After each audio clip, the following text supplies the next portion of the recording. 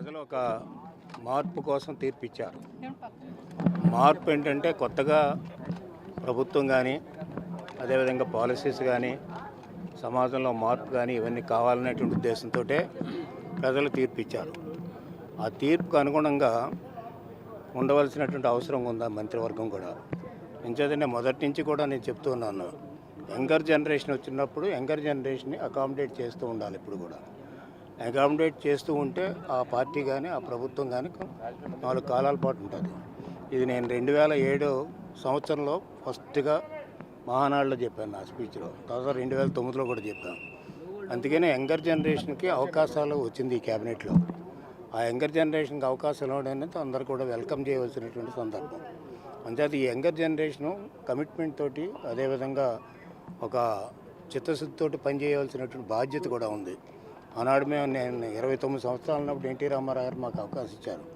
So చిత్తశుద్ధితోటి లాయల్టీతోటి పనిచేస్తే, commitment తోటి పనిచేస్తే ఎవరన్నా 4 కాలాల పాటు నాయకుడిగా ఉండటానికి అవకాశం ఉంటుంది. అంచేత ఈ ఏదైతే క్యాబినెట్ కూర్పు ఉందో ఆ కూర్పు తప్పకుండా 100% బ్రహ్మాండంగా ఉంది. వెల్కమ్ చేస్తున్నాం కూడా అందరం కూడా. అంచేత సీనియర్స్ అనేటువంటిది నేను చెప్పాను, మీరు ఒకసారి ఆ రోజు పేపర్లు చూస్తే తెలుస్తుంది. సీనియర్స్ అనేటువంటిది పార్టీకి ఉపయోగపడాలి. అదేవిధంగా మిగతా వాళ్ళ కింద వాళ్ళకి అకామిడేట్ చేయాలి. కింద వాళ్ళకి అకామిడేట్ చేస్తే యంగర్ జనరేషన్ పైకి రావడానికి అవకాశం ఉంటుంది. మన ఫ్యామిలీ అయినా అంతే, కింద వాళ్ళకి మనం సంపాదించినప్పుడు మన కింద వాళ్ళకి మన కొడుకు కూతురుకు అవకాశం ఇస్తే వాళ్ళు వస్తారు. అంచేత ఏంటంటే ఎప్పటికప్పుడు పాత నీరు ప్రక్కడికి పోదు ఎప్పుడు కూడా. పాత నీరు కొత్త నీరు కలుస్తూనే ఉంటాయి. ఆ కలయిక అనేది ఎప్పుడు ఉంటుంది. ఈ కలయికే ఈ రాష్ట్రానికి ఉపయోగించుకోవడానికి ఉపయోగపడుతుంది. అంచేతే ఏదైతే క్యాబినెట్లో మోర్ దాన్ 50% యూత్కి ఇచ్చారో దాన్ని వెల్కమ్ ఆస్పెక్ట్ తప్ప మరొకటి కాదు.